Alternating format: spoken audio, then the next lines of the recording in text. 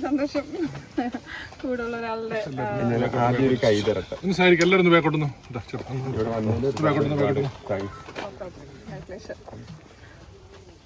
ഒരു സാധാരണക്കാരെന്ന നിലയിൽ ഇവിടം വരെ എത്തിയിരിക്കണം. ആ ഒരു ഉയർച്ച എങ്ങനെയാണ്? നല്ല സന്തോഷം. ഇപ്പൊ സാധാരണക്കാരനല്ലല്ലോ, സെലിബ്രിറ്റി ആയില്ലേ, ഇനിയിപ്പോ സാധാരണക്കാരെന്ന് പറയണ്ട. ഒരു സെക്കൻഡ് പൊസിഷനിലൊക്കെ പറഞ്ഞു കഴിഞ്ഞാൽ അത് അത്രയും 100 days നിന്ന് വലിയൊരു അച്ചീവ്മെന്റ് തന്നെയാണ്. Deserving candidate. പറയൂ മനീഷ്, പറയൂ. നിങ്ങൾക്ക് ലക്ഷ്മിയോട് എന്തെങ്കിലും ചോദിക്കാനുണ്ടെങ്കിൽ ചോദിച്ചു. രക്ഷപ്പെടുണ്ടോ? പറയൂ മനീഷ്. ബിഗ് ബോസ് കഴിഞ്ഞ് ഇനിയിപ്പോൾ ഇന്നത്തെ ഈ പരിപാടി കൂടെ കഴിഞ്ഞാൽ എന്താണ് ഇനിയിപ്പോൾ അടുത്ത ഭാവി പ്ലാനൊക്കെ? അത് ഞാൻ നോക്കട്ടെ, എന്നിട്ട് ഞാൻ പറയാം. ഈ അനീഷേട്ടൻ കോടന്നൂർ ഒരു സ്വീകരണം ഉണ്ടായിരുന്നു. വലിയ രീതിയിലുള്ള ജനസാഗരമായിരുന്നു അവിടെ കണ്ടിട്ടുണ്ടായിരുന്നത്. ഇതുവരെ കാണാത്ത, ഇപ്പോൾ സീസണിൽ ഏറ്റവും കൂടുതൽ സ്വീകരണം കിട്ടിയിട്ടുള്ളതിൽ ക്രൗഡ് വന്നിട്ടുള്ളത് അനീഷേട്ടനാണ്.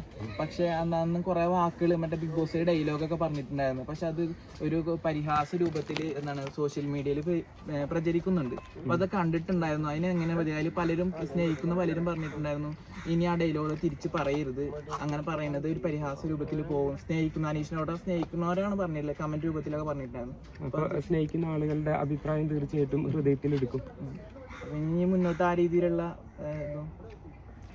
മുന്നോട്ടുള്ള കാര്യങ്ങൾ എന്ന് പറയുന്നത് എന്നെ സംബന്ധിച്ചിടത്തോളം, അല്ലെങ്കിൽ ഏതൊരു മനുഷ്യനെ സംബന്ധിച്ചിടത്തോളം, നമുക്ക് ഈ നിമിഷം വരെയുള്ള കാര്യങ്ങളാണ് നമുക്ക് പ്രെഡിക്റ്റ് ചെയ്യാനായിട്ട് പറ്റുള്ളൂ. അടുത്ത നിമിഷം എന്ത് സംഭവിക്കുമെന്ന് നമുക്ക് 100% ഒരു കാരണവശാലും പ്രെഡിക്റ്റ് ചെയ്യാൻ പറ്റില്ല എന്നുള്ളതാണ് എൻ്റെ ഒരു അഭിപ്രായം. അതൊക്കെ നമ്മൾ പ്ലാൻ ചെയ്യുന്നു. ചിലപ്പോൾ സംഭവിക്കാം, ചിലപ്പോൾ സംഭവിക്കാതിരിക്കാം. മനസ്സിലായോ? അപ്പോൾ അത് കാരണം എനിക്ക് കുറച്ച് പ്ലാൻസും അതുപോലെ തന്നെ പദ്ധതികളൊക്കെ ഉണ്ട്.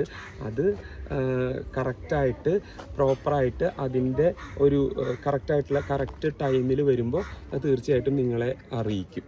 അല്ല, ഈ ഇതിൽ പരിഹാസമൊക്കെ വരുമ്പോൾ പേഴ്സണലി എന്തോ തോന്നുന്നത്, ഒരു ഫീലിംഗ് എന്താണ്? അതായത് നെഗറ്റീവ് കമന്റ്സ് ഇതൊന്നും അങ്ങനത്തെ ഒന്നും നമ്മൾ നോക്കാറില്ലല്ലേ. അതൊക്കെ ആരും നോക്കുന്നു? അത് ആൾക്കാരുടെ അഭിപ്രായമല്ലേ, കുറച്ച് പേരുടെ അഭിപ്രായം. പ്രീവിയസ് കണ്ടസ്റ്റന്റായ റോബിനായിട്ടാണ് താരതമ്യം ചെയ്തിട്ടുണ്ടായിരുന്നത്. അതുകൊണ്ടാണ് ഞാൻ ചോദിച്ചത്. അപ്പൊ ആ രീതിയിലൊക്കെ ഉള്ള നെഗറ്റീവ് കമൻസ് വരുമ്പോൾ അതിന് ഓവറായിട്ട് അത് ഹൃദയത്തിൽ എടുത്ത് ഡിപ്രസ്ഡ് ആവുന്ന ഒരാളെ അല്ല ഞാൻ. കുറച്ച് ആ കാര്യത്തിൽ കുറച്ച് കമ്പോസ്ഡ് ആയിട്ടുള്ള ആളാണ്. അപ്പോൾ പിന്നെ നെഗറ്റീവ് കമൻസ് വരുമ്പോഴേക്കും അങ്ങനെ വാടി തളർന്നു പോകുന്ന ഒരാൾ അല്ല അത്. എന്നാൽ പോസിറ്റീവ് കമൻസ് വരുമ്പോഴും അമിതമായിട്ട് സന്തോഷിച്ച് അങ്ങനത്തെ ഒരാളുമല്ല. ഒരു എന്താ പറയുക, ഒരു സാധാരണക്കാരൻ എന്ന് പറയുമ്പോൾ ഭയങ്കര സ്ട്രോങ് ആണ്.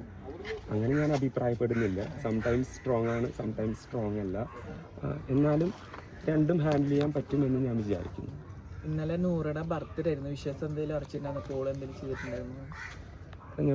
ഞാൻ പറയട്ടെ, സൗഹൃദം എന്ന് പറയുന്നത് വളരെ പേഴ്സണലായിട്ടാണ് ഞാൻ എടുത്തിരിക്കുന്നത്. അപ്പോൾ അങ്ങനെയുള്ള കാര്യങ്ങളൊക്കെ വളരെ പേഴ്സണലായിട്ട് വെക്കാനാണ് എനിക്കിഷ്ടം. എല്ലാവരായിട്ടും സൗഹൃദമുണ്ട്, എല്ലാവരായിട്ടും കോണ്ടാക്റ്റ് ഉണ്ട്, എല്ലാവരായിട്ടും കോണ്ടാക്റ്റ് കീപ്പ് ചെയ്യാനായിട്ട് ആഗ്രഹിക്കുന്നൊരു വ്യക്തിയാണ്.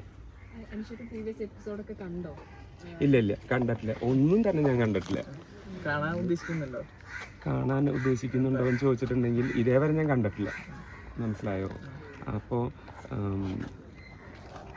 ചിലപ്പോൾ തോന്നും കാണണമെന്ന്, ചിലപ്പോൾ തോന്നും കാണണ്ടെന്ന്. അങ്ങനെ ഒരു മിക്സഡ് ഇമോഷൻസ് ആണ്. എന്തുകൊണ്ട് കാണുന്നില്ല എന്ന് ചോദിച്ചിട്ടുണ്ടെങ്കിൽ ഞാനിപ്പോഴും ബിഗ് ബോസ് ഹൗസിൽ നിന്ന് ഇറങ്ങിയിട്ടില്ല എന്നാണ് എൻ്റെ ഒരു വിചാരം. കാരണം എന്താണെന്ന് വെച്ചിട്ടുണ്ടെങ്കിൽ എനിക്ക് ആ പ്ലേസ്, ആ ഒരു ബിഗ് ബോസ് ഹൗസ് എന്ന് പറഞ്ഞാൽ അത്രമാത്രം ഇഷ്ടമുള്ള ഒരു സ്ഥലമായിരുന്നു. ഓരോ നിമിഷവും ഞാൻ അവിടെ ശരിക്കും പറയാന്ന് വെച്ചിട്ടുണ്ടെങ്കിൽ ജീവിക്കുക തന്നെയായിരുന്നു. എനിക്ക് അത്രമാത്രം ഇഷ്ടമായിരുന്നു എൻ്റെ ബിഗ് ബോസ് ഹൗസ് എന്ന് പറഞ്ഞാൽ. ദിവസങ്ങൾ കഴിയരുത് ദിവസം ആ ഒരു കാലത്ത് എണീക്കുമ്പോൾ രാത്രി ആവരുത് എന്ന് ആഗ്രഹിച്ച ഒരു വ്യക്തിയാണ് ഞാൻ.